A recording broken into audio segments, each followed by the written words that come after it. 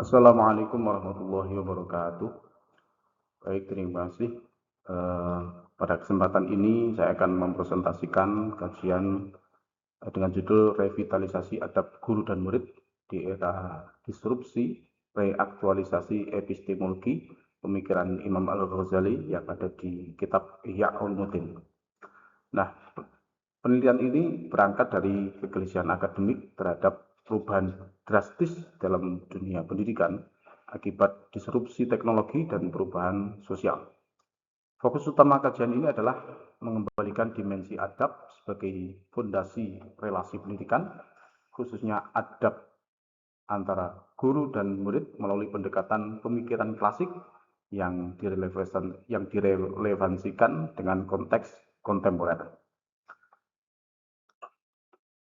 Relasi guru dan murid mengalami pergeseran signifikan dari relasi yang bersifat etis dan transformatif menjadi relasi yang cenderung transaksional. Fenomena seperti menurunnya penghormatan kepada guru, meningkatnya konflik di ruang pendidikan, hingga reduksi peran guru menjadi sekedar penyampai materi menunjukkan bahwa fondasi relasi pendidikan telah mengalami erosi serius. Nah, krisis tersebut bukan sekedar fenomena sosial, melainkan berakar pada kesalahan epistemologis. Pendidikan modern cenderung menitik beratkan pada aspek kognitif dan kompetensi teknis, namun mengabaikan dimensi nilai dan spiritualitas. Akibatnya, ilmu kehilangan arah etisnya.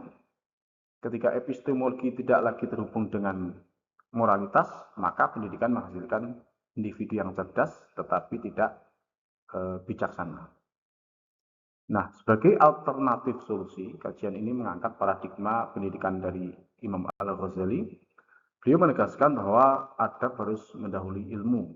Artinya, proses pencarian ilmu harus didahului oleh pembentukan karakter, kemudian pencucian jiwa, dan kesiapan moral. Nah, dalam perspektif ini, ilmu bukan hanya objek yang dipelajari, tetapi amanah yang harus dikelola dengan etika. Nah, pengetahuan dalam perspektif Al-Ghazali memiliki struktur hierarkis. Nah, tidak semua ilmu berada pada level yang sama.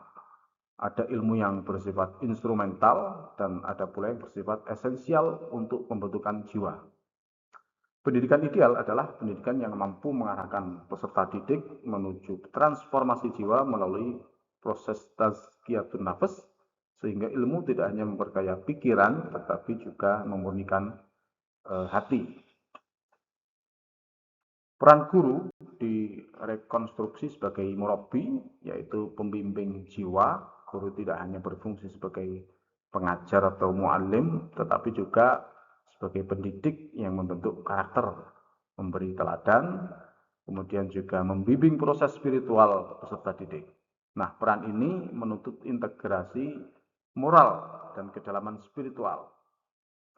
Nah, karena pendidikan sejatinya adalah proses keteladanan, jadi bukan sekedar hanya transfer pengetahuan. Paling tidak ada 10 dimensi adab yang harus dimiliki oleh penuntut ilmu, yang dimensi itu mencakup keikhlasan, kerendahan hati, sabar, kemudian penghormatan kepada guru, disiplin, dan orientasi pada kebermanfaatan ilmu. Nah, ke-10 dimensi ini bukan hanya norma etik, tetapi merupakan prasyarat epistemologis agar ilmu yang diperoleh menjadi berkah dan bermanfaat. Paradigma transaksional melihat pendidikan sebagai pertukaran nilai. Jadi, belajar untuk mendapatkan nilai, ijazah, kemudian pekerjaan.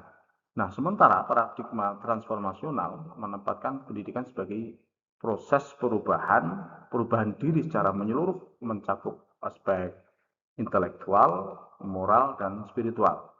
Krisis pendidikan saat ini terjadi karena dominasi paradigma transaksional yang menggeser makna pendidikan yang sejati.